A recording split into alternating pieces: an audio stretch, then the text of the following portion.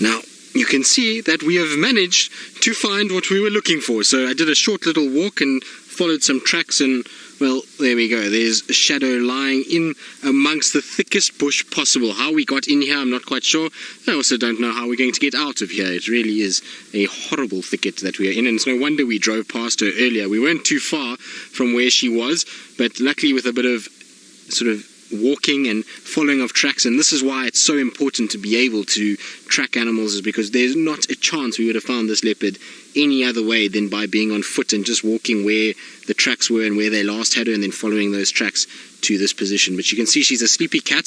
She wasn't very impressed with me when I walked into her. I had a bit of a growl and a little tail flick at me, and then she decided when we got her that everything was okay, and then flopped back down again. The nice thing is it looks as though she's not too skinny. It looks as though she's got a little bit of a tummy on her, so maybe a small meal. It's not exactly full, but it's not empty either, so she must have had a small meal recently. And other than that, I haven't seen her move yet, so I don't know how bad her limp is, but she's just resting nicely. You can see breathing quite heavily because of its heat, but at least it's a rosetted cat, which is absolutely wonderful. So I believe a lot of you are excited to see Shadow, and so am I. We haven't seen too much of her, and she is deep inside Djuma, and it now means that tracking cats around Twin Dams area is completely gone out the window as to who we think is around, because between her and Thandi and is it Shadow? It is, must be Shadow. Yes, it is Shadow. And between her, Thandi, and Shongile, there's a lot of females moving around in this section, and that's going to make it very difficult to think who this actually is just via tracks. Are you going to start moving for us? That yawn might be an indication that she's thinking about moving. I'm hoping that she's going to start making her way towards some water. It would be nice if she did. It's been a warm day, and so I wouldn't be surprised if she did do that. Hello, girl. You can see that stare is a glare of epic proportions. She almost looks as though she could death stare you. My girl, you must be careful though. You are moving straight into your sister's area, and the two sisters, I'm sure, if they see one another, will come to blows, so they need to be a little careful.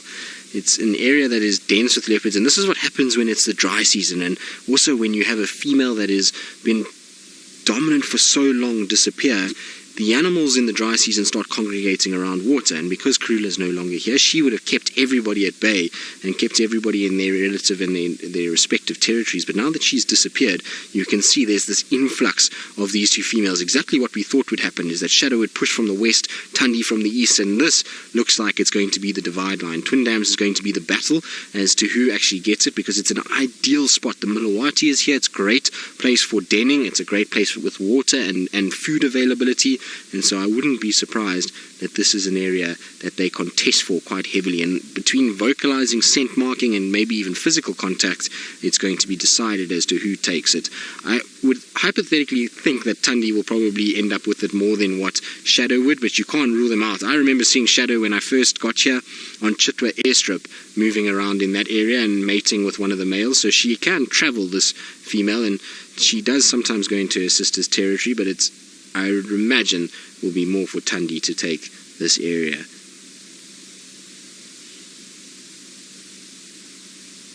But isn't she beautiful? She's also got that same kind of face as Thandi. They are very similar looking. It's actually quite difficult to tell the two apart. I often battle with the two of them, and it used to be easy when they had territories, but they are very similar. Okay, well now she's up. Let's see. Oh, is your paw sore? Okay, I know, it's not my fault that your paw is sore. You can see she's not putting weight on it at all.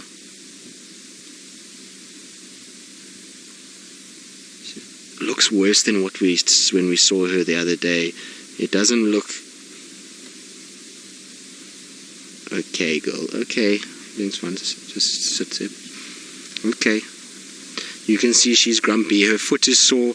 Her cub is not here at the moment. For those of you that are wondering, I don't see the cub. I mean, the cub might be here, but I don't see any tracks for the cub. But that foot of hers is sore, and she's not happy about it. She's not happy about maybe the fact that I walked into her when she's in a compromised situation. You can see the foot is on the ground. There's no visible sign of injury anywhere there, but she's definitely a little on the grumpy side. So we're just going to give her space and let her move around and try not to make too much eye contact with her, because it's funny with leopards, unlike lions, when you make eye contact, they almost take it as a challenge and they get a little bit more grumpy about it. And so it's best to just avoid eye contact, speak softly and not move too much, and let her just calm down and get used to our presence again. But you can see, there we go, she's actually putting weight on it. That's okay.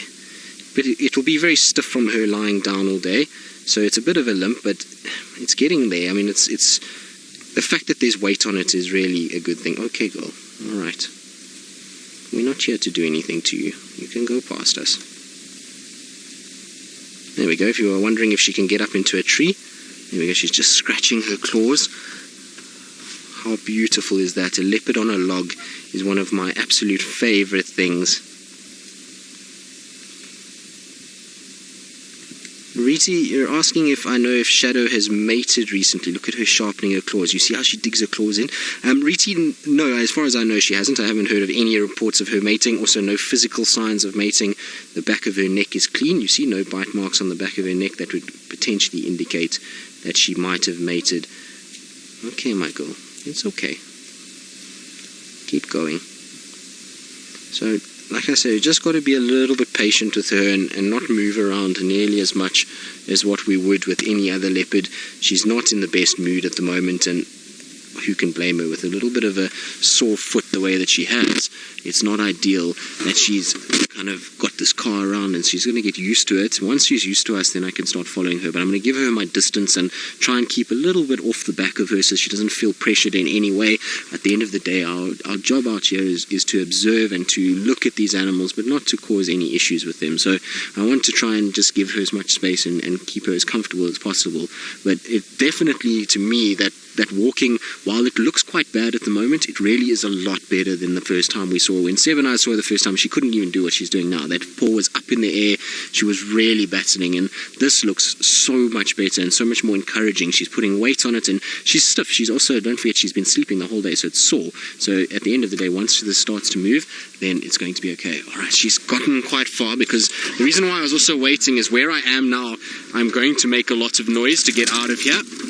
There's going to be a lot of breaking of branches and a lot of, as you can hear by my movements, that it's going to be a lot of difficult maneuvering, and I wanted to give her as much space as was possible so that I could get out of here. Now, it's a bit of a steep drainage section. Alright, Seb, hopefully we're going to get out. I'm sure Wendy will have enough power. It's actually in situations like this where Rusty would be the better car. Rusty seems to have just that little bit more grunt to get out of tight situations. So,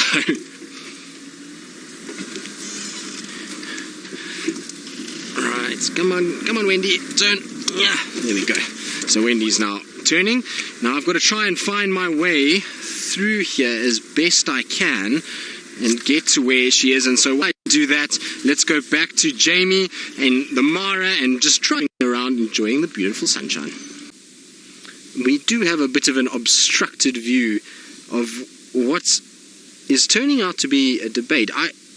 To me it looks like Thandi. I said Shadow earlier because of the limp, but there's something about her that looks Thandi-ish, and I know some of you are saying Thandi, so I mean, obviously you guys have got access to the spot patterns and can see, but it's just so strange that the two of them both have a limp. Now, the interesting thing is I'm trying to remember, Shadow, which leg it was, if it was the right or the left leg. I think it was the right leg, and this looks like the left leg of this individual that's a bit sore, so it must be Thandi. Also, it would make far more sense where we are to be Thandi than it would be Shadow, so I don't know. I mean, it's the two of them often I get a bit confused, but to me, as I saw her just now, I thought Thandi first before anything else, but I went on what the guys told me this morning and the fact that she was limping and that it was Shadow, but I would say it must be Thandi. But then, who's the one that's on a kill in Torchwood that the guys were calling Thandi, because they saw both Inkanyeni and Thandi this morning on 2 different kills, so well, what they said was Thandi, which begs a question as to who is the other leopard then that is up that side. Maybe it is Thandi's daughter, Kuchaba, and everyone's just getting, but they don't look similar at all. It's a very odd thing to kind of go through. I think there's a bit of a misidentification amongst all of them, and it just goes to show, sometimes get a little excited about seeing the leopards and you kind of misidentify them. So I do apologize if it is Thandi. I'm very sorry that I said it was Shadow. I should have known better, and like I say, something to me was not right. I just wasn't 100% sure, and I just was going off what the other guys were talking about this morning. But it does look like Thandi to me as well. There's something about her that is Thandi 100%. So I'm sure some of you maybe have got some spots and screenshots that you can match up for those that are a little unsure, and for those that don't really know how we identify them.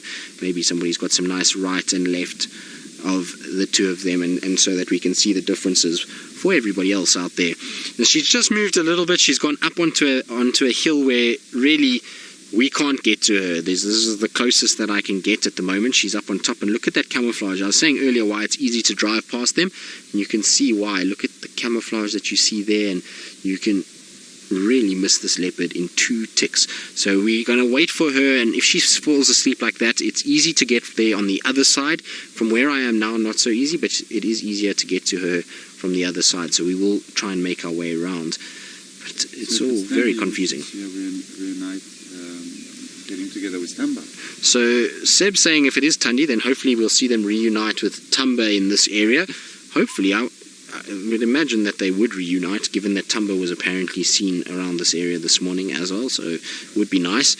She's got no physical sign of an injury, so it seems as though it's something much like Shadow. Same thing, it's just a small limp that they've got.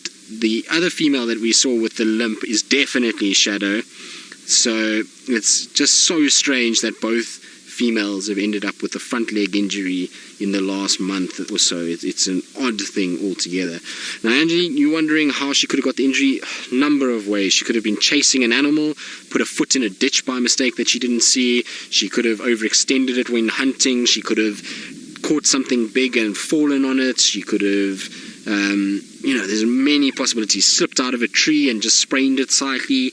There's a lot of things that can go wrong in a leopard's eye. It doesn't look like a physical battle with another leopard, so for those of you who are thinking maybe she came to the aid of Tamba last night with Hosana, it doesn't look like that. So if you see a leopard, once it's fought and it has an injury where it's got hurt by another leopard, there'll generally be some sort of puncture wound.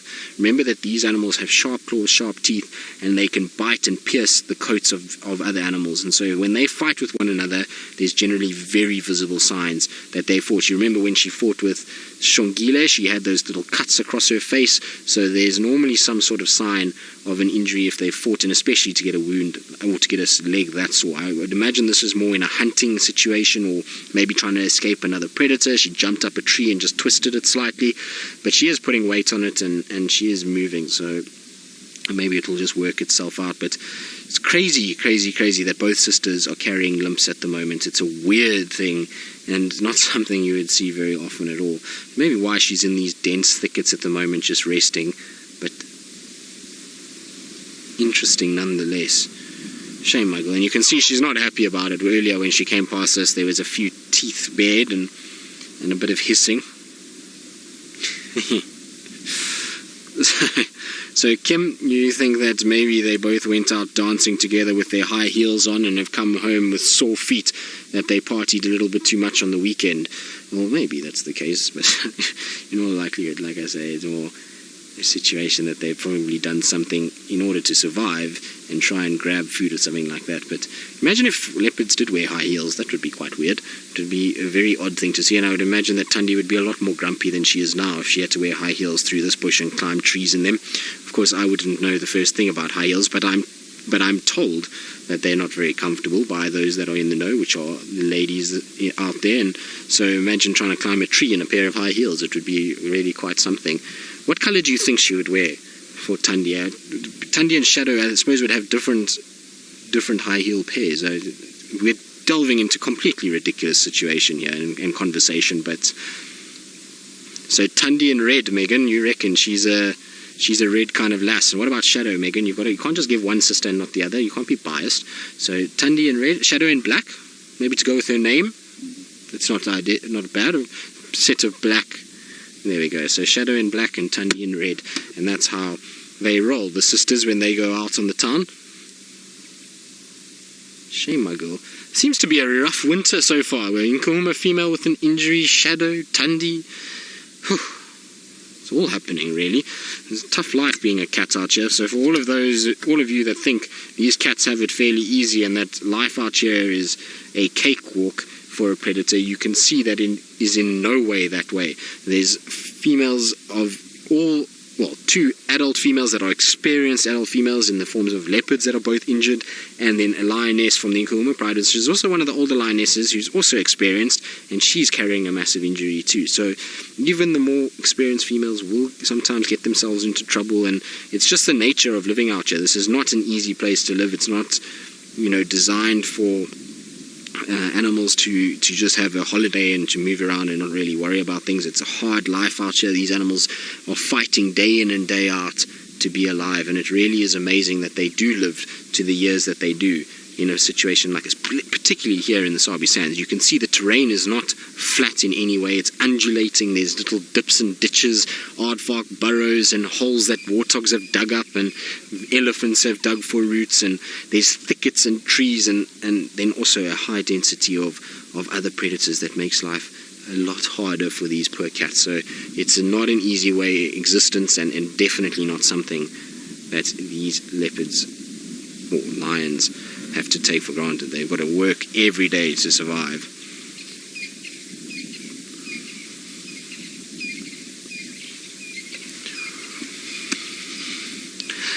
Patricia, as I said just now, when I was saying that for those of you that think that she might have protected Tumba last night, that's not going to be the case. There are no visible signs of wounds on her, so there's no cuts around her face, no cuts on her paws, no bite marks on her back or anything like that. And to sustain a serious injury like that, there would be some sort of bite mark. So you would see a canine through the foot or some sort of injury somewhere to suggest that she got into a fight. A wound like, or an injury where she's limping like that, is not going to be just from swatting at the other leopard and then running away and not getting a scratch on her. For her to get into that closer contact to be able to hurt her own paw would have meant that the other leopard would have been right on her, and there definitely would have been some sign. Like I say, when you saw with Shongile, that Shongile ended up with a claw injury, she had a little bite on her tail, and Thandi had scratches across her face. So both would have come out with something for her to have an injury like that, and we've noticed no other cuts on her. I didn't see any when she came past us. I didn't see any on her hips, on her back, anywhere there. So I think it's more just a strain injury from hunting or running, and her foot has gone into somewhere. And it's like us when we twist our ankles, same kind of thing. So she's run through and had a slight twist and hurt herself.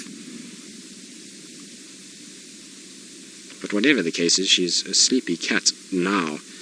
And I reckon eventually she's going to end up at Twin Dams. She's moved a little bit further towards there, and we're not far from the road at all. I can see Twin Dams Road maybe 50 meters to my left, so she's not far from the road, and she will start heading slowly but surely in that direction as the afternoon wears on. But what I think what we're going to do is, from here, it's a very difficult visual that we've got. It's a small gap across this very deep undulating terrain, so I'm going to try and get across to the other side and see if I can't get a better view. And while we do that, let's go to Jamie with her tall, spotted, lanky animals that she's been following around this afternoon. So she is here just in front, so we'll stop here because I don't want to push her any further, but she's hidden and perfectly camouflaged just in front of us at the moment. So I asked the guys just now who that leopard must be with the kill, because apparently the leopard is back there, so it must be either Kuchava or Inkanyeni that's in that area. Apparently it's near Chitwa driveway, but on the northern side in Torchwood. So we know that Kuchava and Inkanyeni have been in that section, and so I think it must be Kuchava if everyone's getting a little bit confused with Thandi, although she's such a young leopard, I don't know, it's difficult to confuse the two of them. You see, she's just watching an emerald spotted wood dove that came past her, and now back to taking it easy. There's a little wood dove is on the floor going past. It's a beautiful little dove, isn't it? And they've got the most wonderful colours, these emerald spotted wood doves. Especially when the sun just glints onto them, then you'll find that they get a beautiful sort of green tinge there. You see how just a little bit of a shimmer of green as the light hit. So very pretty. We do also get blue spotted wood doves in South Africa, but not down here in the Sabi Sands. They occur more to our north. But these guys are the ones that we get here, and they also got a very cool call. And I wonder if Thandi's going to wake up as our dove meanders towards it. Dove, be careful, don't go through the bush, you're going to get a nasty surprise on the other side. Although Thandi's in no state to be hunting doves at this stage, she's a sleepy cat and is just taking it very easy and resting. I'm sure she is going to move as that sun starts to dip down. Now, just news on the Angama Pride and why we haven't been up that way with Thandi sleeping like this. It's because the Angama Pride has just unfortunately crossed towards Tambuti Dam, just north of Buffelshoek, and the visual is not great at the moment. The cubs apparently have been left on our side and they've gone to Tambuti Dam for water, and so we're not going to head up there if we can't really see them, and we don't want to go to where the cubs are if they're on their own. So we're going to sit here rather with Thandi and hope for a reuniting of the family with her son Tamba, and hopefully the two of them will come together and we'll be able to see them. But you see, look at how her breathing rate is slowed down. As it's gotten cooler this afternoon, so that breathing rate is slowing minute by minute, and she's in a far more relaxed breathing situation.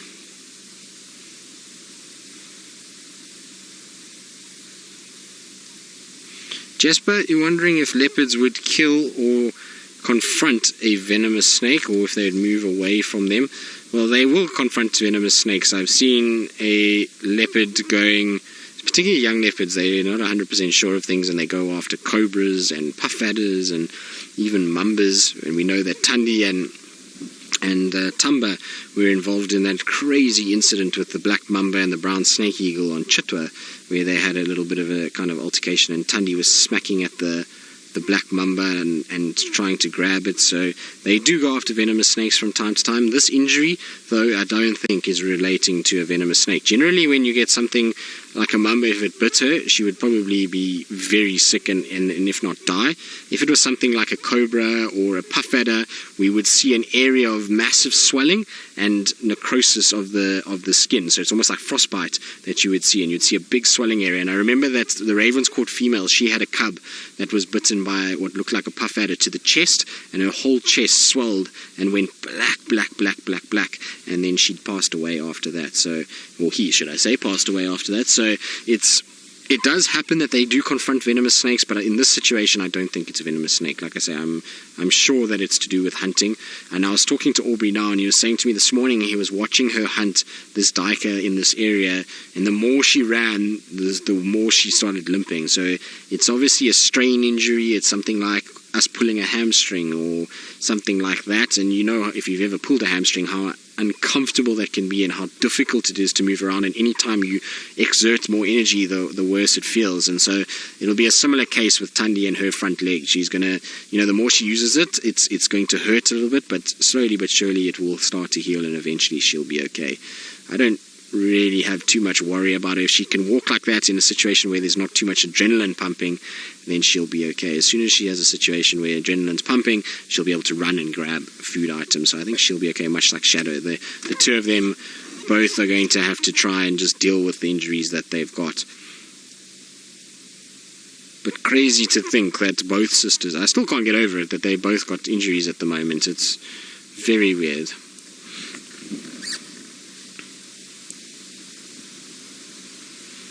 You can see that the wind is definitely picking up. There's a change in temperature today massively.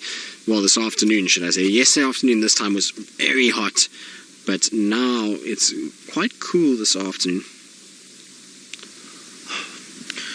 Pause, you asking if I think there's something out here attacking the leopards.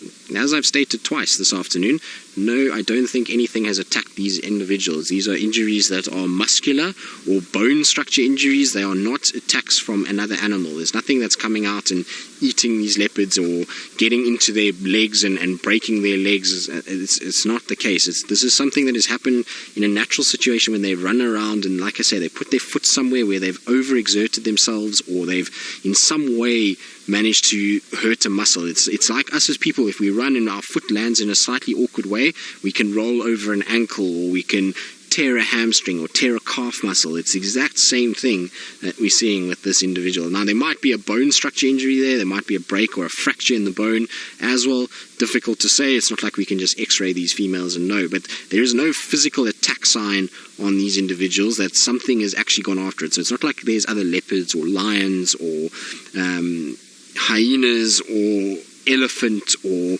any of those individuals, buffalo, that have gone after these. When there's attacks within animals and they go after each other, the signs are generally very clear. There's some sort of puncture wound somewhere, there's some sort of a gaping wound like what we saw on the lioness yesterday afternoon. That's a sign of an individual that has come into contact with another animal. I highly doubt there's anything attacking them. And as to all the other leopards that have had issues in the last few months and the disappearance of some others, it's just one of those things. It's a time when, after a drought, maybe we've had a situation where some of the leopards are a little bit weaker. There's been a lot of higher density of lion population, higher density of hyena population, and these animals then might unfortunately be running into those. We know that some of them have been killed by lions. Others might be attacked into a leopard dynamic. So we know when Lamula went missing, Anderson was seen chasing him, so it's possible Anderson got hold of him. And then there's others that are just older females that their bodies slowly but surely are breaking down. So in the case of Salesh, for those of you that missed it, she had a number of problems that were all related to old age. So she had blood in her abdomen, she had an enlarged liver, she had lesions on her lungs, which is very similar or very typical of tuberculosis. The test hasn't come back yet, but could be that. Porcupine quills that are infected under the skin. So a number of different things. It's a hard life out here. And so when they reach 12, 13, 14 years of age, some of those things and the combination of those things can lead to them succumbing to it. So it's not that something's out here. There's not some hidden agenda that's going on. We as people are not poisoning them, hurting them, hunting them, or any of the other things that people have been saying that we do out here and that we're covering up for. There's most definitely none of that. There's no trophy hunting that happens here. These are just individuals that are living a life that is a hard life. These animals get hurt, they get injured. We see impalas limping, we see nyala limping, we see elephants limping. It's all of these animals go for it. And if you had to put a population of people out here in the Sabi Sands and you let them run around for a year, you would find many people with injuries out here that would limp around for a few days and eventually they would come right. It's the exact same thing with these animals. There's no, like I say, thought out plan that's hurting them or anything that's untoward happening. It's just nature and it's life and the way that these animals live. They have a hard life. It's not a princess fairy tale like the Lion King out here.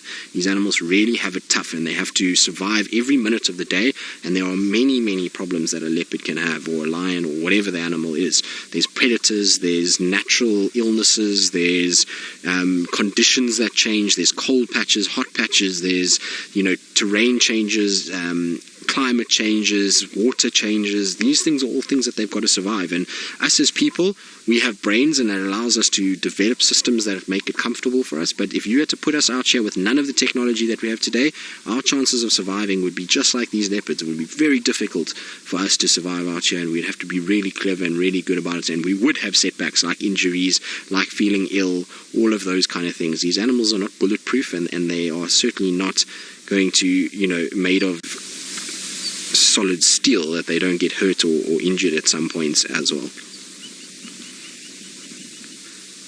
But you can see she's still resting, so hopefully she will at least recuperate, and resting like this is a perfect thing for her to do, and the temperature settling is going to help with that.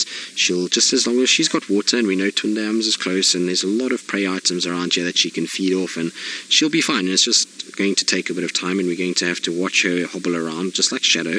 And we know that Shadow's injury has become way, way, way better in the last few months, and so will Thandi's. So her injury will get better and her foot will move better, and the fact that she's putting weight on it already is not too much of a concern. If it was something really painful, you would find that she wouldn't even be putting any weight on it and she would be battling. And if it was a break in that leg would dangle, and that leg is not dangling. There's some pressure being put on it.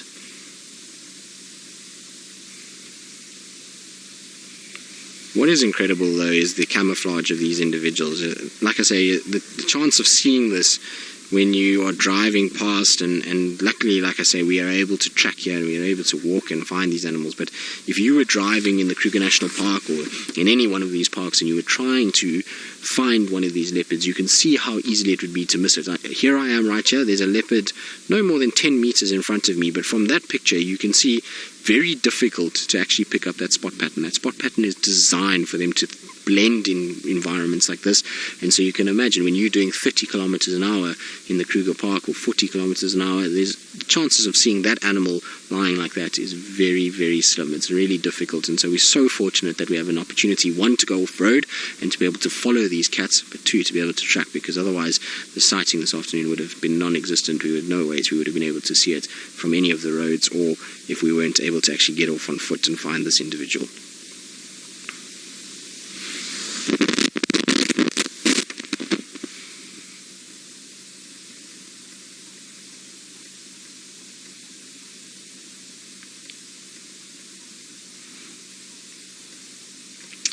Now, I believe that our Mara counterparts, Brent and Jamie, are battening down the hatches and unfortunately are getting pelted a little bit by rain. So we won't see a bit of them for a while, unfortunately. They're going to try and just keep everything dry and use their new rain covers, which hopefully will work nicely.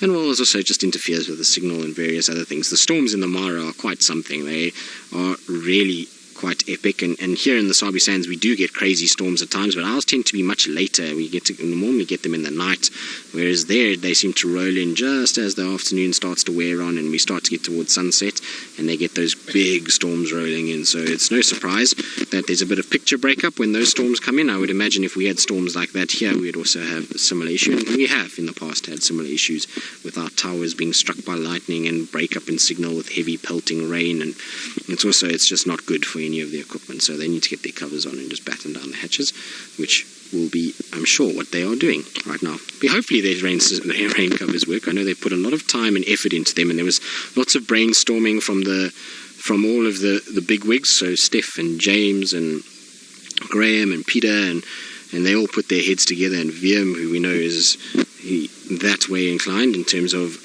fixing and looking after and designing things, and they all kind of put their heads together as to how to get better rain covers. So hopefully these ones will be winners. But you can see how the wind is disturbing Thandi. The wind blows in gusts, and she can hear what's going on, and she can hear rustles in the leaves, and so that's why she's looking around. It's crazy to think. Imagine if she was here yesterday, how this would have been such a different story with Hasana and Tamba around. It would have been very interesting to have seen the interaction if she had been there. I think the whole reason we saw what we saw last night is because she wasn't there. If she was there, I don't think she would have let Hasana get anywhere near Tamba, and you probably found Tamba wouldn't have approached Hasana the way that he did. It was an amazing sort of display from Tamba as he moved towards Hasana. I thought that he would be a little bit more scared when he was drinking, but he actually first drank and kind of said to Hasana, "You can wait there, I'm busy, I'm going to drink first." And then he just walked up to Hasana as to say, "Who are you and what are you doing here?" "Oh, it's you. Okay, cool."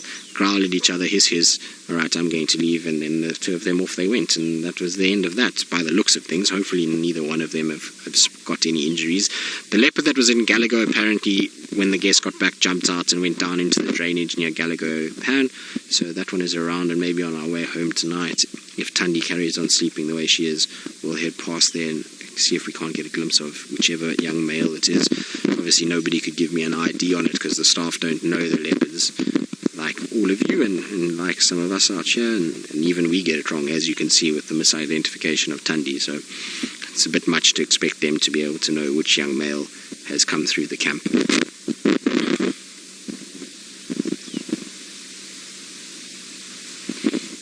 Now, I believe a lot of you are enjoying that we're spending some time with Thandi, and we've been so fortunate. We've really had a great time with a lot of our leopards, so we've been able to spend quality time with Hasana in fact, Hasana probably has been the one we've spent the most amount of time with over the last week or two, and then we've had great time with Tamba last night. We've had lots of time with Tingana the other afternoon when he was hunting and vocalizing, and a bit of time with Shadow the other afternoon. So now it's nice just to spend some quality time with Thandi, because the time when I found her the first afternoon I was back, I didn't actually spend very long with Thandi because she was sleeping in the long grass and Hasana was up to all kinds of things, and then Shadow arrived. So it's nice to actually just to sit with her and She can see how she's calmed down completely in our presence. So earlier she was a little bit upset, and that's because she saw me on foot. Like I say, if she hadn't seen me on foot, I think she would have been quite fine. But when a leopard sees you on foot, they know that they've been compromised, and then all of a sudden, after seeing a human form, which they know can sometimes be a little bit of a threat to them, and they're a bit wary of, then see a big hulking great piece of metal crunching through trees, it just gets her a little bit on edge, especially with that injury. So she was a little grumpy to start with, but now you can see she's settled right down and is not paying too much attention to us. In fact, she's looked at us once in the entire time we've been here, and even with the rustling of the leaves and everything like that, she looks around, but she's really a lot more relaxed than was first the case when we found her. Just glad that she was where she was and it wasn't the other way around. Had I walked into her in a different way and she had been up on the bank and I had been down below, I think she would have been far more aggressive to me. But I was lucky that she was down and quite well concealed. And actually the only thing that I really saw of her to start with was a little flicking tail. So that's how we saw her, just a little tail flicking on the edge. And so glad that I saw the tail before I saw anything else and walked any closer, because I think she would have been a bit of a handful this afternoon had I got any closer than what I did.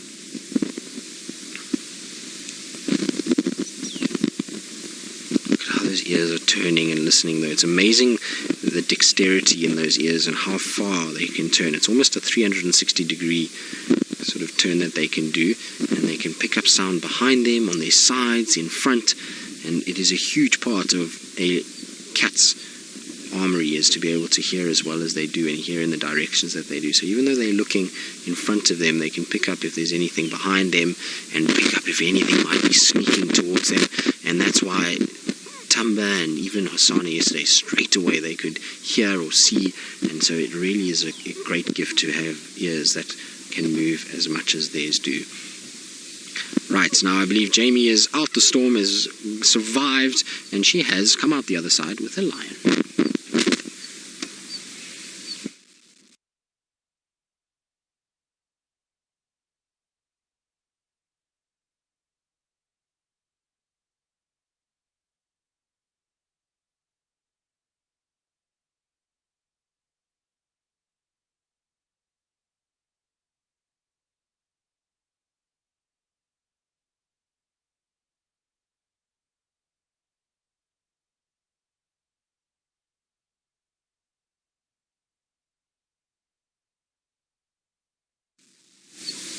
Well, unfortunately, the Mara still got a little bit of issues with that storm, so you're back with me and the spotted beauty that is Thandi. I think she is going to move shortly.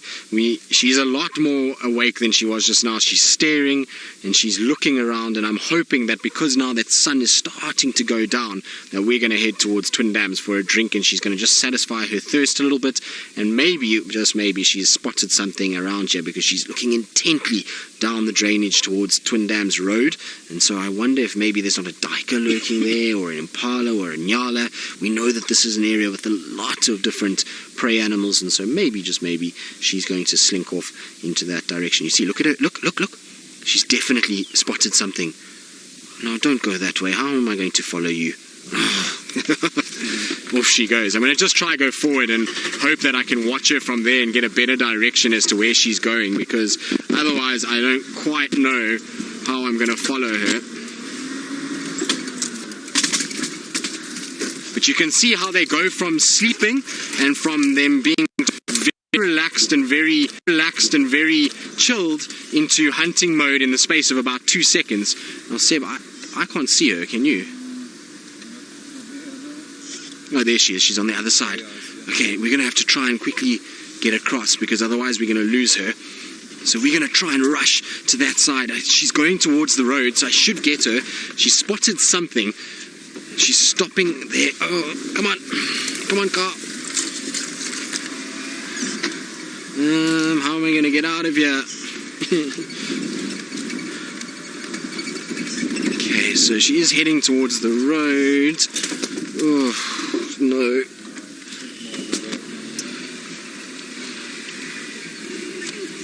I've got to try and keep up with her, as well as try and get out of this.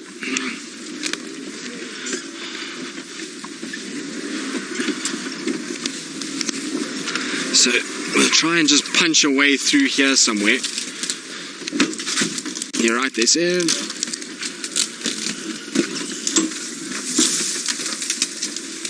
try and avoid being slapped in the face by a guarri bush, because that won't be as pleasant. Watch your head, Seb.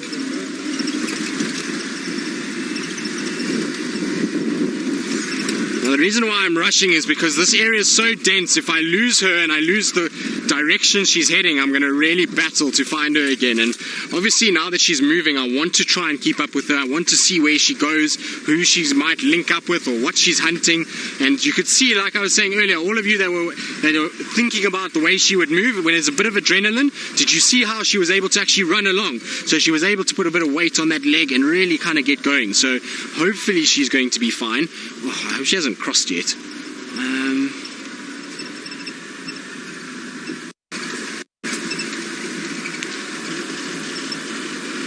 So now she should be here in this general vicinity.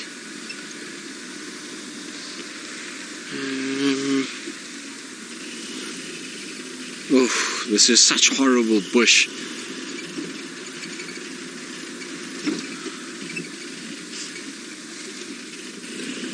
I wonder if I'll see her from around this corner, Seb. Because we were over there and she was coming up this direction. So nothing on this side. She was on the other side of that mound. So Mr. K, you say, come on, Tristan. Well, we're trying. It's just that poor Wendy, I think, is going to start protesting at some point to all of this. And we know the earpieces have protested in mass this last month. So I think Wendy hopefully won't do the same to us. You got it? Ah, there she is. Awesome. Look how beautiful she is.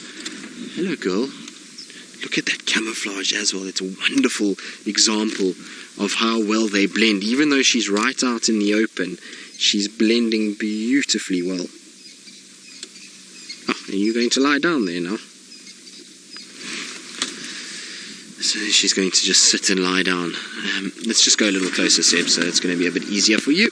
You don't have to film with all the windy grass, because the windy grass will play with Seb's focus points and it's not going to be as easy, so I'd rather get just a little bit closer where we can actually see her. There you are. Hello, girl. Don't growl at us, please. There we go, Seb. Is that better? Much better, I think. You can see now we can actually see over the grass. And thank you for coming out and lying out in the open. What did you spot, though, is what I want to know. Maybe there was a little duiker. In fact, remember we saw a duiker sleeping here this afternoon when we came this way. So maybe that's what she saw and is why we saw her bounding in this direction to try and hunt said duiker. See, the breathing rate is also quickened ever so slightly after that little bit of energy that she's just exerted. Shame, girl. Where did it go? But it is amazing their camouflage, because she was just behind that tree and we drove past her, didn't see her at all. I think she was a little bit further back, but still we drove really within 15 meters and missed her completely. At least this time on the way back we were able to see her and she was kind of standing out. But if there was ever such a thing as a piercing stare, Shadow and Thandi have it down to a T.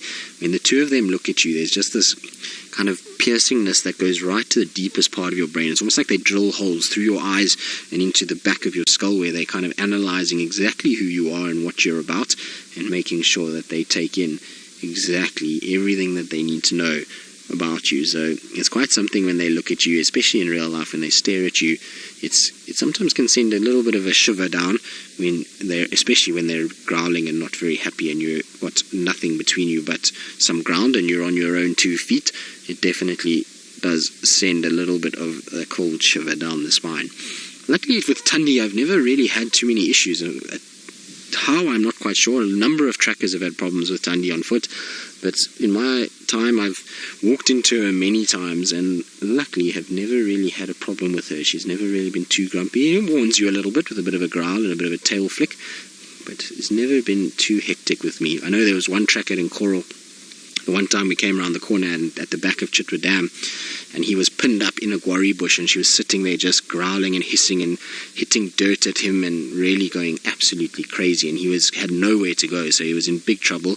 And luckily the vehicles were close enough that we could get there and get to him before anything happened. But she was really not happy, and she was right up on top of him. It must have been a meter between the two of them as she was hissing and growling at him. So you got to be a little careful when you walk in, track these animals, particularly in dense thickets and when they've got young ones. And she had just had her first cub at that stage, so she was with Wabiyiza at that point and was a little bit on the angry side of life. Maybe that's why she's so alert. You can hear the francolins that are calling. It's almost as though something has just disturbed them.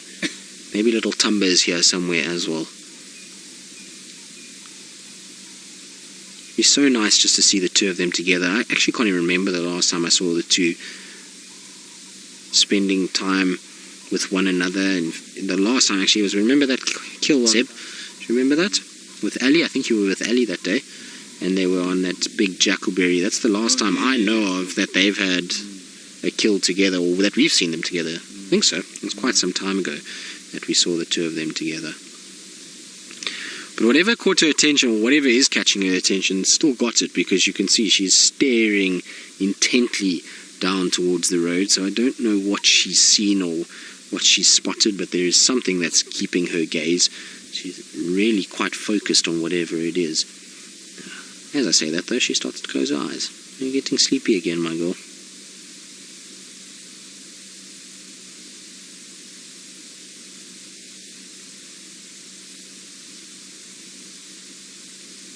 Are you calling? Looks like she's calling. I can't see anything. I'm trying to check underneath these guarris, but it looked as though she almost gave out a little contact call there, as if to tell Tumba. If she looks behind her, she'll notice there's a francolin creeping up behind her. You might see the movement. There we go. There's a little francolin. Francolin, you are very brave. Tangling with Thandi is probably not the best idea. Yes, off you go. That's a better way to head away from her. Hopefully she's going to... If we see her starting to chuff, then we know that she's spotted Tumba or at least another leopard. But it looked like there was a slight little call there. It wasn't much, but there was definitely some sort of noise that emanated from her. There you go, see? Maybe it's the flies going up her nose that are causing her irritation. But it almost looks the same as when they start chuffing. It's the same kind of look about it. Did you see the membrane coming off the eyes there? How cool is that? It's amazing the things that we get with these cameras, because they can get so close in. When she closed her eyes like that, as she opened, the membrane that went over the eye just slowly receded. Shame, girl. Are these flies irritating you? It looks as though she's getting very irritated with them. They're not very pleasant at all. Seb, look at that beautiful sunset as well. We've got a magical sun that's just setting over the thicket. I know it's not the greatest view in terms of the number of trees in the way, but look how orange that sun is tonight. Very pretty between the trees. One day I will have a leopard in an open tree now in the winter time with that sunset. I've always wanted it and I never get it right. It always kind of doesn't work. No, not at all. There we go, Megan, welcome back. So Megan was disappeared there for a little second, so it's nice to have her back in my ear. Right, now, I believe that Jamie is sitting in a tent, but to me you can be quite entertaining when you're making coffee, especially when the milk is spilling all over the place.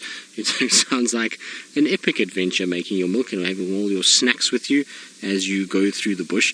But Thandi has just settled down now. She was slowly walking towards us, but she's just decided to have a bit of a groom session and get herself back into decent condition after a little bit of walking around.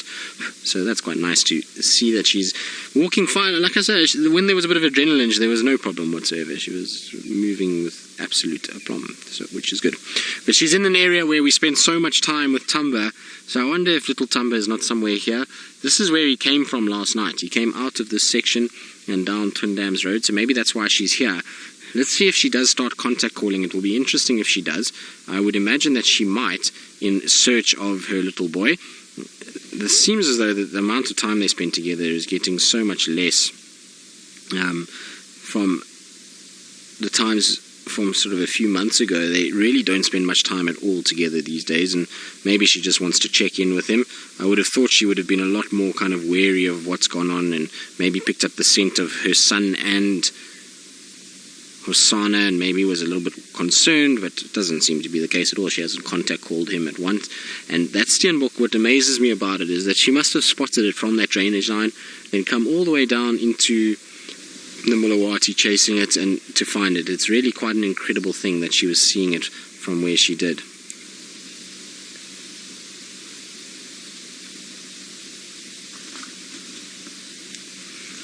You see, she's just watching. Shame, the Franklins are the ones that have ruined her hunt this afternoon. They were squeaking at her, so hopefully they disappear. Can you see them above me here? So I'm hoping that they go away and that they move on and allow Thandi to carry on with her hunting schedule, although tonight's going to be perfect conditions with it. It's windy, it's going to make that very difficult for prey animals to hear what's going on, and she can move around in that section, so it's going to be quite tough for any prey animal tonight. Look how she's just scenting the air, so just lifting that nose up a little bit just to smell, just to check, make sure what's going on.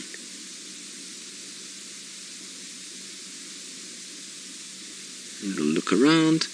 It's amazing how many leopard sightings we've had in the Mulawati since the winter months have come.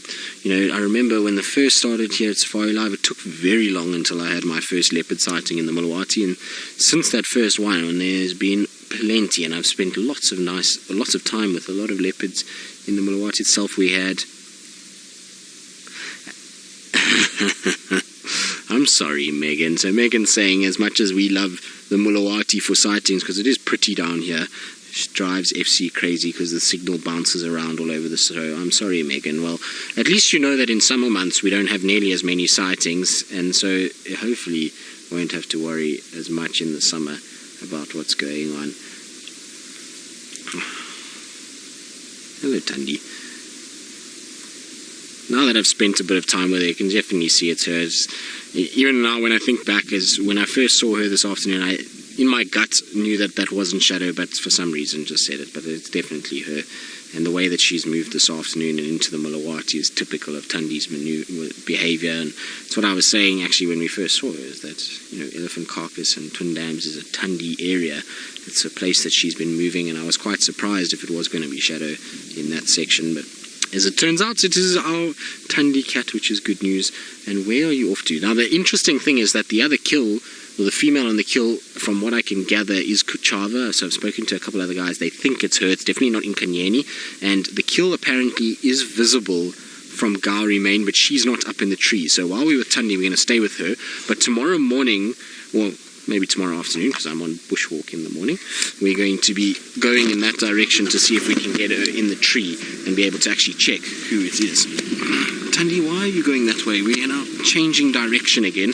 We were heading north, now we're heading south. So, or not, we're actually going to go east into a nice dense thicket. Lovely. I'm very excited. So this is where we lost, in this block basically, is where we lost Hosanna and Tamba last night. So maybe that's why she's heading in to try and her son and to join up with him.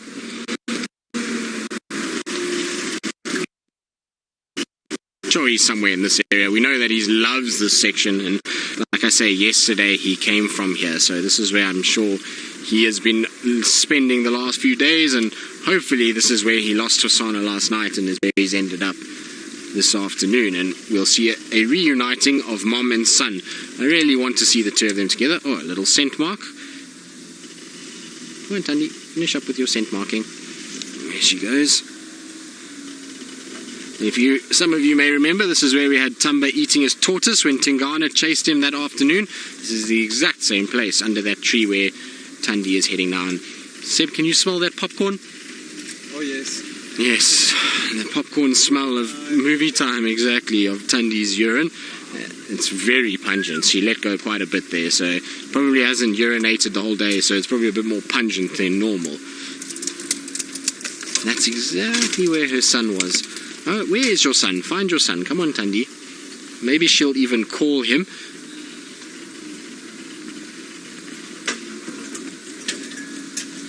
Patricia, you're asking, you wonder how far away they can hear contact calls from. But look how she's looking. It's almost as if she's expecting something to have been here. What's wrong?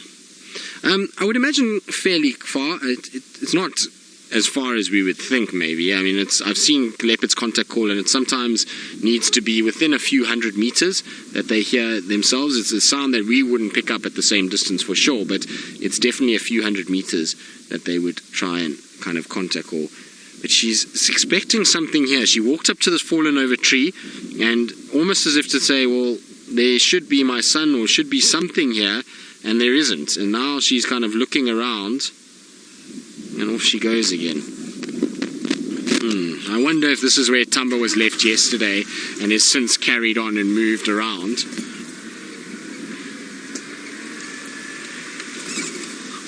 Might be a tough find for Thandi. She might have to do quite a bit of work to find Tumba after last night. We know that they did move a little bit, so maybe he came from here, headed to Twin Dams to go and drink, and was wanting to come back this way. This way, there we go. So Seb's saying, careful of my earpiece. Yes, Seb, we need to be careful. Otherwise I'm going to be in a lot of trouble if I break the only remaining earpiece that we have.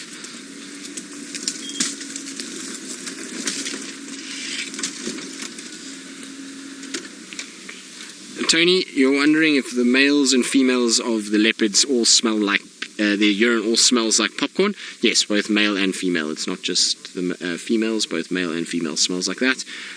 You'll find when you follow Tingana, you get quite regular wafts of popcorn as you follow in behind him.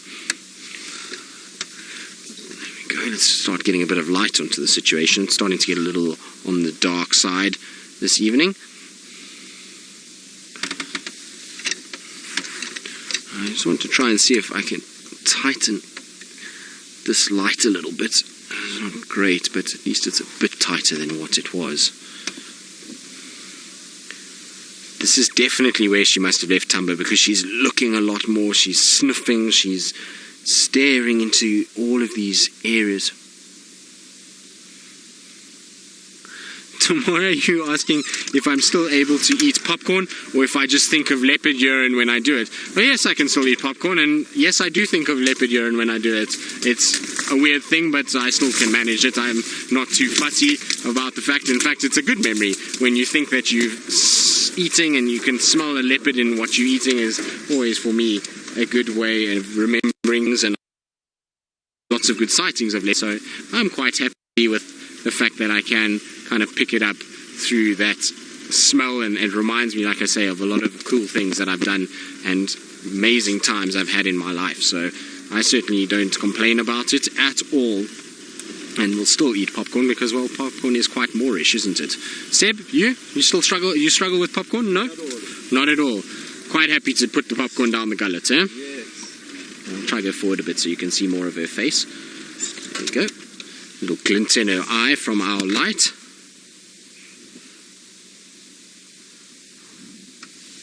Adele, you're asking if any other animal urine has a particular smell. Yes, the genets. The genets smell just like the leopards in terms of they smell very similar in that popcorny smell. I'm just trying to think what else. That's about it really. The rest don't have any very particular smell, not like the leopard's popcorn smell. Definitely not as pungent as that.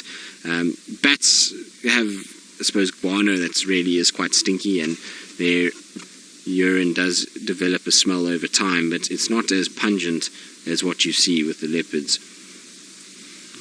What are you looking for, girl? She's definitely listening and looking. And look at that beautiful tail, Seb, on the branch there. You can, while we look at the back of her head, all curled. The typical leopard curl that you see right there. Big fluffy white tip to the tail. They do have the most exquisite tails, do leopards. White with little black spots all over it. It is a wonderful thing to see. And they're so expressive, those tails. They'll tell you a lot about what that animal is thinking.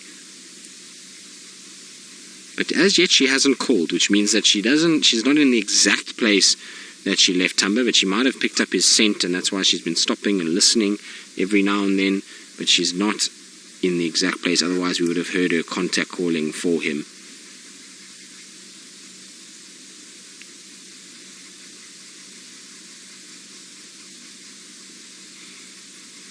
Now you can see that the limp, while it is not ideal, is really not too bad.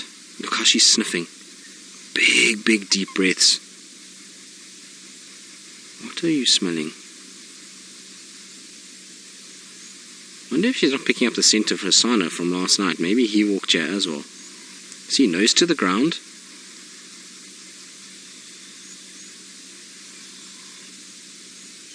Smelling all over the place, so she's picked up the scent of somebody or something. Whether or not it's her son or Hosanna or maybe Tingana is anyone's guess. It could also be a prey item. Sometimes they will locate Steenbok and Duiker exactly the same way. They'll walk around like this, they'll sniff and scent where those animals have urinated, and that will allow them to be able to find them. And we might see a phlegm and grimace. You see she's got her nose right down in a patch of sand. There we go. There's the phlegm and grimace right there. So she's analysing a chemical scent that she's picked up. She's working out who that leopard is that urinated there. So she curls her back, her lips. She'll have two pits just in the roof of her mouth that the scent will go into, and into that organ of Jacobson. And that's going to tell her male, female, is it her son, is it not her son, is it the dominant male Tingana. She'll be able to work out an ID kit just from the urine. And she's probably will do it again. Sometimes do it more than once if they're not 100% sure. There we go. You can see the teeth are starting to yellow, but still long and still healthy. But have you worked out who it is, girl?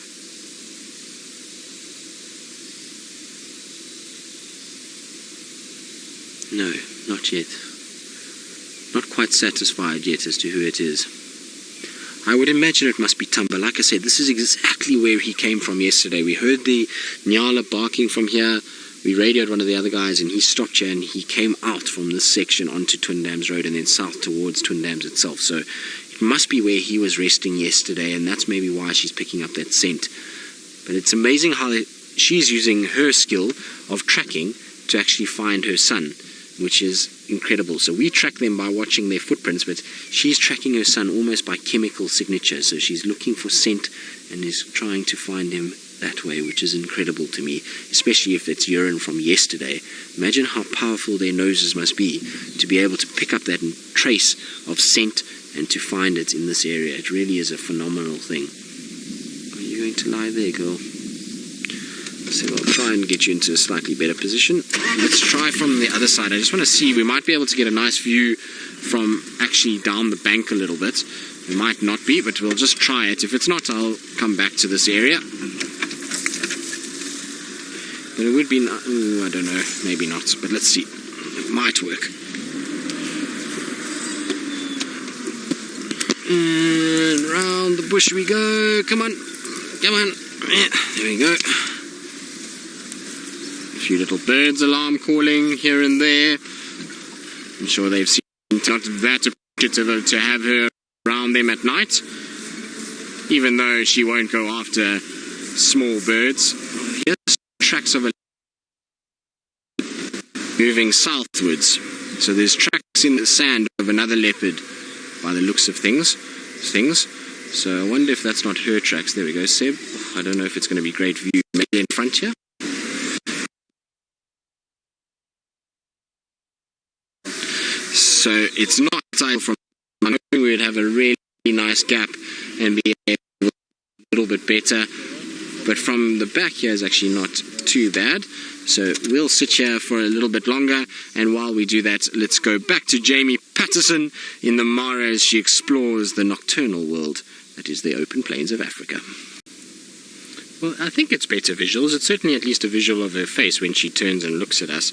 Still sniffing there, still looking around. Not really made her mind up too much as to what she wants to do, but she's contemplating what's going on. I suppose as much like Jamie and Brent in their tent as they contemplate what they're going to do because of the rain that is falling on their heads. And at least Thandi doesn't have to worry about the rain, because she would be far more miserable if there was rain around. Imagine being injured and being rained upon. Not a happy kitty if that was the case. So luckily she doesn't have to deal with that tonight. Well, hopefully not. Anyway, it doesn't look like there's any rain around. It looks as a clear sky as there could be. Still the flies are out in force though. You can see the ears twitching heavily from the insects that are bugging her. I don't think she's going to be down for long. I'm pretty sure she's going to start walking again. Nose is still going heavily. She's still looking around a lot.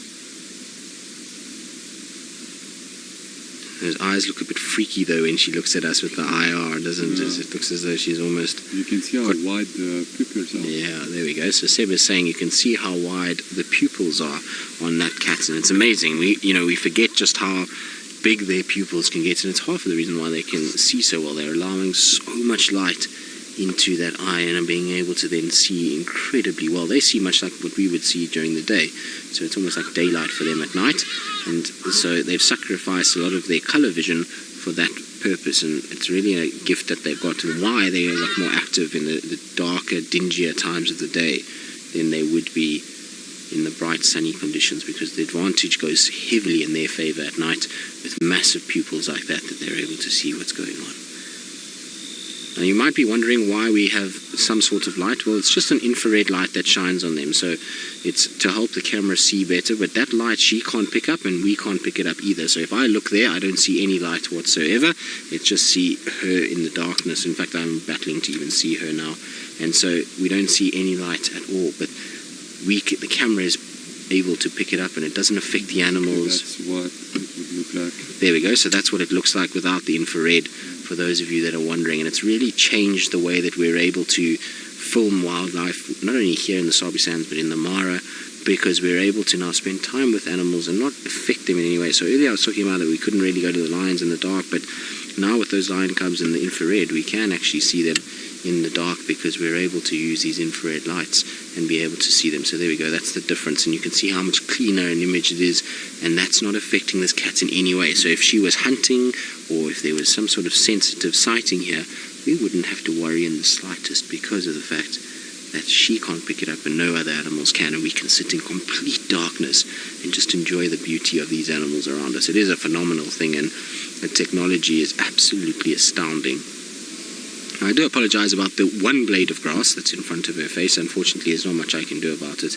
There's one small gap to see her face, otherwise we would have been looking at her bum.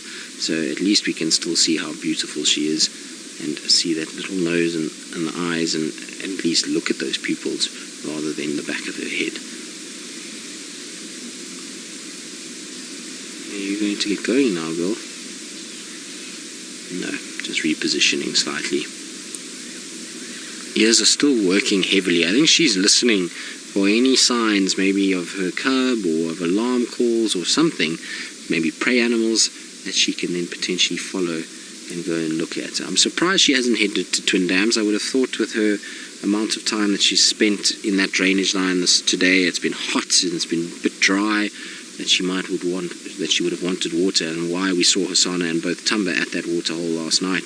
I would have thought that maybe she would have headed there for a drink, but the Steenbok caught her attention, and now she's picked up the scent of something and is listening intently in this area as to what's going on.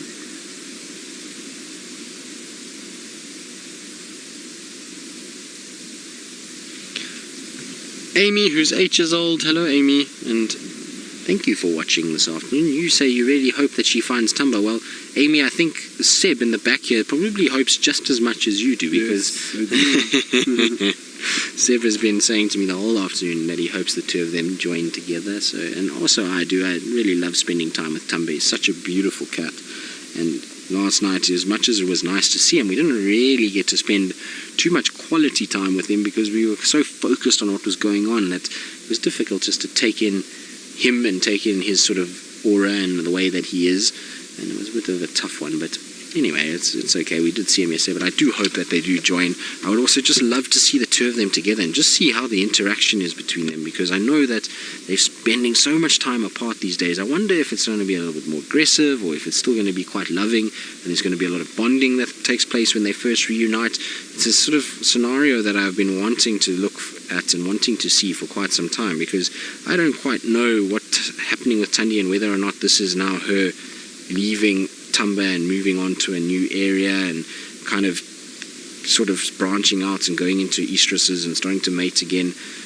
I'm not 100% sure, so it would be nice just to see that interaction and see whether it's aggressive towards him and is pushing him away, or if it's more of a loving cub-mother interaction that we would be used to between the two of them. What I can tell you though is she's not pregnant, so that mating that she had with Tingana, if she was pregnant, we would have seen a sign of it by now. That stomach is quite gaunt and thin, and there's not really any sign of milk being produced in the udders, so, well, not udders, but in her teats, but so I definitely don't think she's pregnant. And so the mating with Tingana was, I don't think, a proper estrus. I think it was a false estrus for her to protect Tumba in this new section that they ventured into. So it's just that Tumba knows that that's still his cub, that this is a female that he does know, and that they still fall under his protection here in the Milwaukee, where they didn't spend any time previously. It's really going to be much better for both of them concerned. So that's why I think they've done that.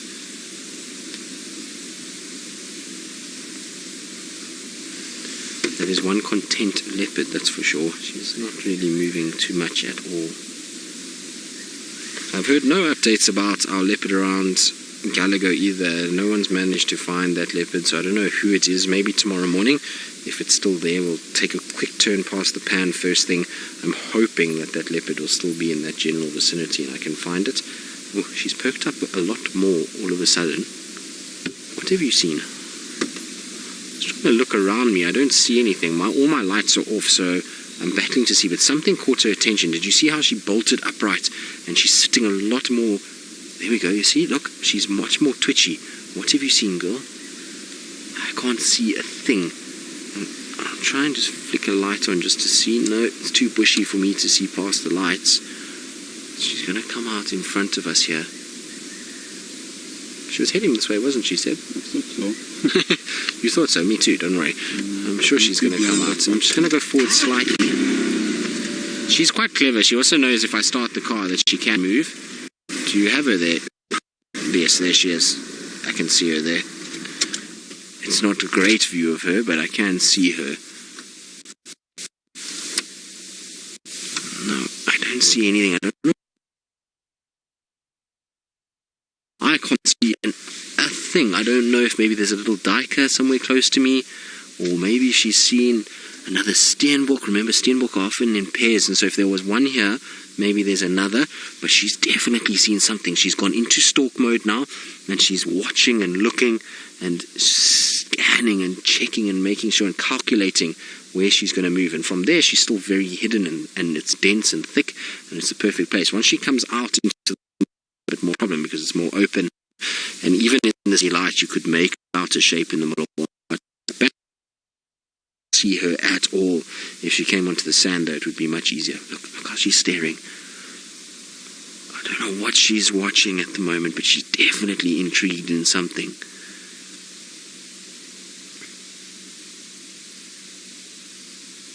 Still looking around. Come on, girl. Just weighing up options, and this is what happens with leopards, is sometimes their hunts last 2 minutes, sometimes their hunts last 2 hours. They're a patient animal when they want to be, and they will calculate and work out where they need to be and how they need to get there. And so we know Thandi is a very successful hunter, and it's good just to spend a bit of time with her and give her a chance to move around. And that's why I haven't moved too much more forward. We'd probably get a better view if I went forward, but she's watching something in that pathway, so I want to let her go and do what she's doing. Oh no, she's lying down. So I'm going to just try and sneak a little bit forward. She's not down crouching.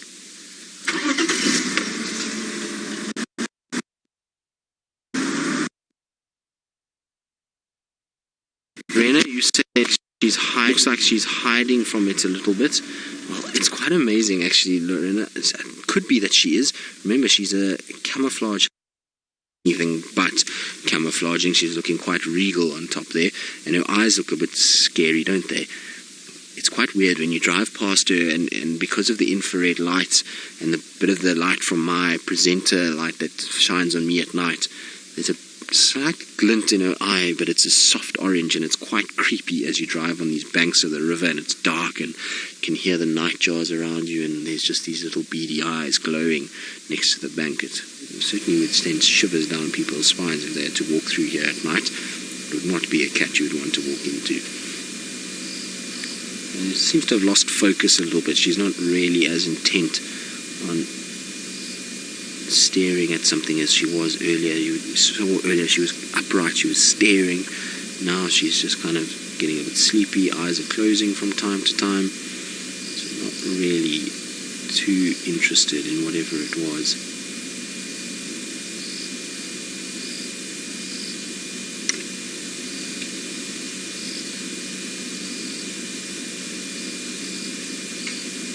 Jester, you're asking, I think Tingana would be more likely to share a kill with one of these ladies when they are injured like this?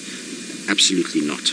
It doesn't matter what condition they're in, he's going to steal that food for himself, and he's going to eat it. He's not going to worry whether they're injured or not. He wants the food for himself, and he will do everything he can to get it. So he's not going to care too much if they are injured. He's not going to show any more kind of willingness to them to let them feed.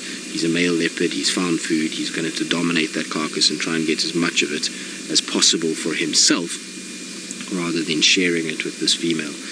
So even if she was, like I say, injured and he could potentially give her food, he's not going to. That's just not how it works in the leopard and lion world.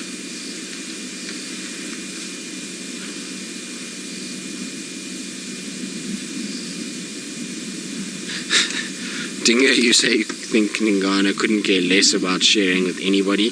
Well, yes, I think he's a bit of a glutton, and is probably exactly how he thinks. He's another cat, that one. He always seems to be around when somebody else has got food. I feel sorry for poor Villa. Every time he gets a nice carcass, Tingana seems to be somewhere close, and he ends up taking it for himself. So he's one of those that will often go and find his own food, but then will also readily steal from others, and I don't think he cares when he does. But isn't that beautiful? It's so nice that we get to see them, and in this infrared light, there's just something about the black and white that brings out the contrast of these animals, and their spots really kind of pop out, and it is so pretty to see them in that light rather than a bright orange spotlight. I think we get so much from this infrared, where it's just detail and beauty that comes out of them, and it's a different kind of way of looking at the world in a little bit more sort of grayscale, and it's almost like we go into the eyes of a leopard, because I'd imagine that it's a very similar kind of way that they see the world, as bright like this, but in a very sort of dull tones of colour, or no colour at all at night like this. So it's quite a cool thing to do. But she's definitely still listening out. Little Thandi, are you looking for your boy? I don't know if she is. I think she's more on hunting mode than anything else. She's looking for opportunities to find food. Is what I think. And in between that is just resting that paw. You'll find that when they limp, they do exert a little bit more energy than normal. They're going to drag their body around a little bit, but you can see not a single wound anywhere on that front leg. So it's the front left, but there's no visible signs of anything. I was watching her walk earlier. There's no damage to the underside of the paw. So it's just internally, I think it's more a muscular strain that she's dealing with than anything else. The fact that she was running after that steenbok tends to suggest she'll be just fine. Let's see, odd moth that's flying around in the background too. Shame, Thandi, are you getting sleepy now, girl? Right, what I think we're going to do is probably sit with her for a little bit longer, but I don't think she's going to move much more than what it is now, and I wanted to quickly take a turn past Twin Dams while we're still on air in case Tumba was sitting there. What have you seen now? So of course she's heard that I'm saying I'm going to leave, and she's now spotted what she's looking for. What is it? What have you seen? Look at how she's poised now. There she goes. Look at how she's getting into position. So there you go, you can see she's still able to run. What have you seen, my girl? She's definitely spotted something. I don't want to move just yet until I can see what she's spotted, because I don't want to ruin it for her. Yeah. There we go, there's the duiker. So there's a duiker right in front of us. Oh no, the duiker's probably seen me and is just a bit wary of what's going on in the darkness, but hasn't seen Thandi. So we're going to just keep filming on the duiker, because Thandi's just on my left-hand side. Maybe she'll come bounding out of that thicket. You see, she's on that side of the drainage, and she's going to have her work cut out. Hopefully that duiker is going to walk around straight towards Thandi, and that's why Thandi ran off southwards to try and get into a position there, that the duiker will walk straight towards her.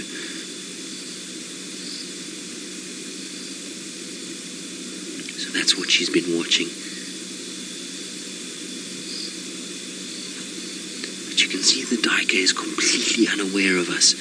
It doesn't know that unaware of her. It knows that there was us and kind of watched us for a second, but it doesn't know anything about Thandi, and I wouldn't be surprised she comes out the bush behind it at some point. There's still no view of her yet. She's somewhere behind this tree here now. I believe a lot of you are excited, and I'm keeping my voice down because I don't really want to scare the duiker away. I want the duiker to settle and for Thandi to have the best chance, as well as the duiker to have the best chance. And if I'm making lots of noise, it's difficult for either one of them to hear over and above that. So just keeping our voices nice and low. You don't really see much at the moment. I can't see the duiker or Thandi.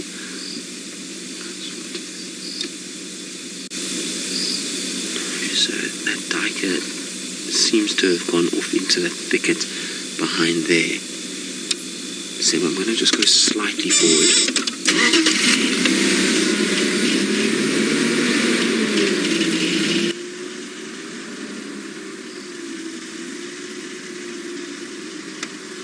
See, we should be, there we go, I can see the duiker's eye shine in front of me, and Thandi hopefully should be somewhere on this side here. No, I don't see her. Do you see her anyway, Seb? Master of camouflage. And this is what happens with leopards, is you can lose them in a second when they're hunting. Deadhead Tom, you say, cue the Jaws music. Well, yes, it is a bit kind of Jawsy, isn't it? The duiker is straight in front of me, Seb, just onto my right-hand side here. So somewhere in that general vicinity is where I last saw its eyes. It's just lurking somewhere there. There it is. There you can see its back legs. Just busy feeding. It's not really doing too much. It's, like I say, completely unaware that there is a leopard here. And is probably just watching us more than anything else, because they can hear my voice.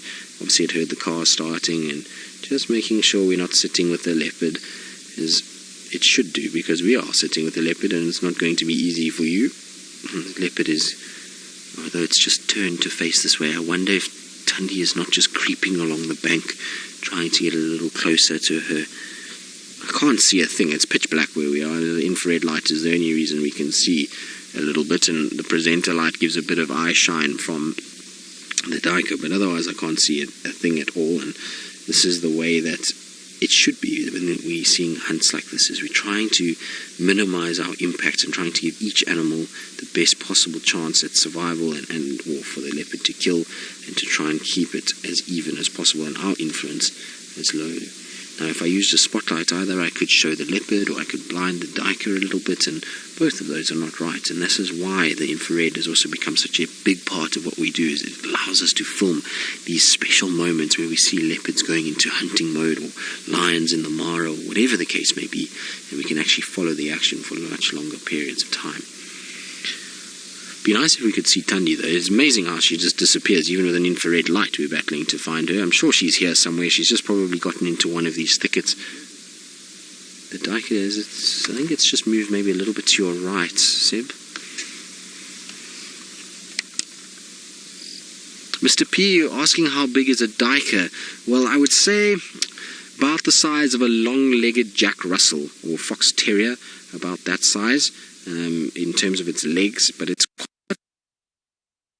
very big at all. It's the second smallest antelope that we get here, so a fox terrier would be my kind of guess at size. I'm going to roll forward a little bit, Seb, because that duiker has just moved off a little bit.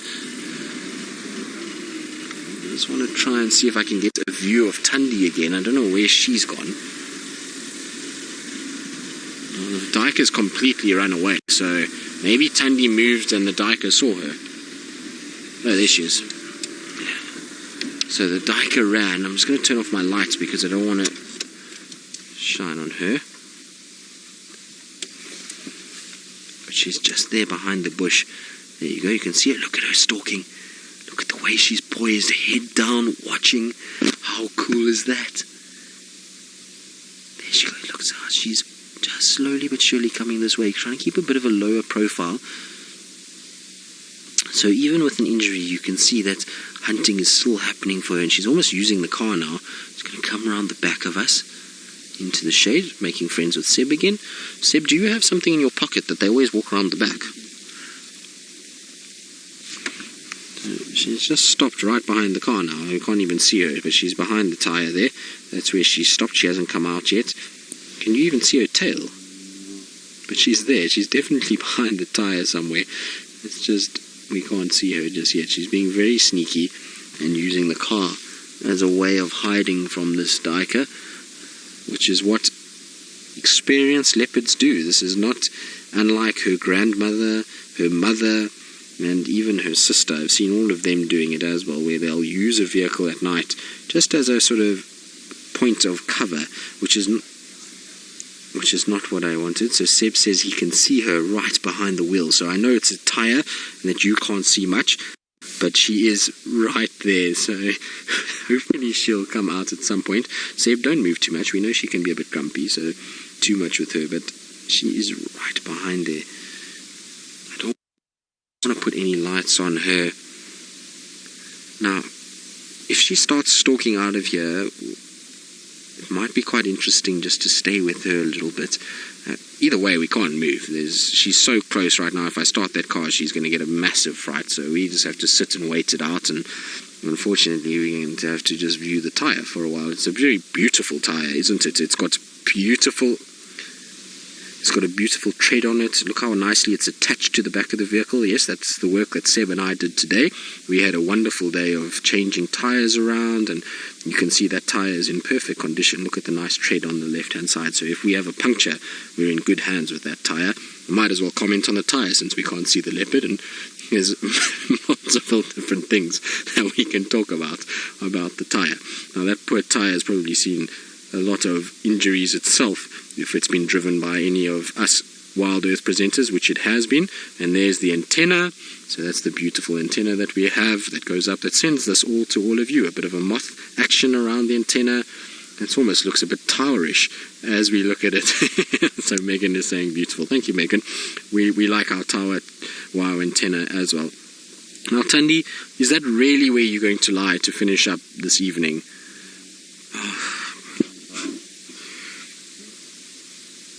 So I think what we should do is just keep going for a little bit. We normally would finish the show in about 2 minutes time, but given that she's right behind the tyre, I really don't want to finish with our beautiful tyre and antenna. So we're going to extend a little bit longer and try and see if maybe she does start hunting and if she goes up the bank a little bit. So we'll give it slightly longer, so don't leave us straight away after the 3 hours. We will stay a little bit longer and try and see if we can get somewhat of a view of her. So what I'm going to try and do is... No, hopefully not. Can you see her now? Or not? Yeah, she's lying down right behind the car. So she's literally right behind the car there. She's not stopping me. Tell her you say she's trying to top yesterday evening's ending. Oh, she's got a long way to go to top that evening. So I think if she is the jealous mom type, she's going to have to unfortunately pull some serious rabbits out the hat, so to speak, and she's going to have to go after things, and Tumba's going to have to arrive, and Hassan is going to have to arrive, and it's all just going to have to go pear-shaped from there for it to top last night. I suppose pear-shape's not the right word. It's going to have to go epic from there is probably a better way to describe it. Seb is very happy in the back here. He's just remarked that at least she's not stalking him and is facing the opposite direction. Are you happy about that after her snarl earlier, Seb? Yes. Oh, is that her eyes between the bar? No, that's just some screw holes. Oh well. I thought maybe her eyes were glaring at us through there, but it's just where some screws somehow, or drill marks of the car. It's basically, yeah, like lying there. Orchid. So you're wondering what the duration is of a tire, but Seb's finger there was just pointing to where exactly she's lying. So she's lying in a diagonal from the right side of the tire to the left side as you look at it on the screen. But the duration of these tires, well, it depends if Brent Leo Smith is driving or if the rest of us are driving. If Brent Leo Smith is driving, then we know that, especially if wild dogs are in town, so in the summer months with wild dogs, then those tires tend to take a little bit more of a pounding, and they normally last, normally about a year is what we get out of them, sometimes a little bit longer, 2 years if we really look after them, which, like I say, if Brent and wild dogs are in town, unfortunately those tires don't get to see that lifespan. Not that I've been that light on tires myself recently. Like I say, today we ended up changing 3 different tires. It was a day that we cleaned house on the vehicles. All the vehicles now have their tires in the right place. They're all primed and proper and primed and ready to go. So it was a interesting morning. Seb, I'm going to try and start and go a little bit forward. Can you see her now that I've got that? No. She's fine, no? I'm going to try and see. I really don't want to start because she is literally underneath that tire. Of course. But I would like to get some sort of view of her so that we can at least finish with her if she's not hunting, because underneath the tire is not the best view. Right behind the tire. She's not even a meter behind it. Okay, let's try. Okay, we're going to try go forward. Apparently Seb says she's moved. It's fantastic news for me, because it means that... So there she is. You can see how close she was behind us. Oh, Thandi, really? Places you could have sat. Places you could have sat. Hold on, Seb. I'm going to just try to turn you so you don't have to have that antenna in the way if she does start hunting. I don't think she's hunting much. The way that she's sitting quite upright. Come on, Wendy, turn for me. Turn. Alright, there we go, Seb. That should be a bit better for you. I'm not going to be able to see too much, but just keep me updated if you can see her a little bit better. So it's going to be a bit dark while the infrared light comes on, but you can see how close she was to where we were parked. Pretty much right under the car. And it's amazing, isn't it? Incredible that that cat has not even flinched with us moving. It really is quite incredible that she hasn't even worried. Look at how she's kind of buried her legs in the sand, and that was... There was that where our tire was, so you can see how close she was. She was literally underneath the car. You can actually see where we started. There's a little line in the sand there where she was lying. It must be quite comfy. It looks like her belly is in a little gap there. She's got her feet dug in. Is that nice, girl? And maybe it's a little bit cooler on her tummy in that sand. But she's not really hunting, so what we're going to do is probably, unfortunately, finish up here. It's been a wonderful afternoon once again. We've had such a beautiful time with Thandi, and she hasn't done anything spectacular, but spending time with her and spending the whole afternoon with her has been wonderful. It's cost us an earpiece, which is absolutely fine. Like I say, I will gladly buy a box of 100 earpieces if I get to spend time with leopards every single day. And in fact, actually, we've just had the most wonderful day here on Djuma, from the little Inkahumo lion cubs this morning to Thandi this afternoon, and hopefully tomorrow it will continue. Our luck has been absolutely phenomenal the last few weeks, and we've really been spoiled with spotty surprises. But it is that time of the day where we need to start saying goodbye, and we need to start heading back to home to go and refuel and eat. And so from Sebastian and myself and Jamie and Brent in the Mara, it's been a pleasure, and we'll see you on the Sunrise Safari.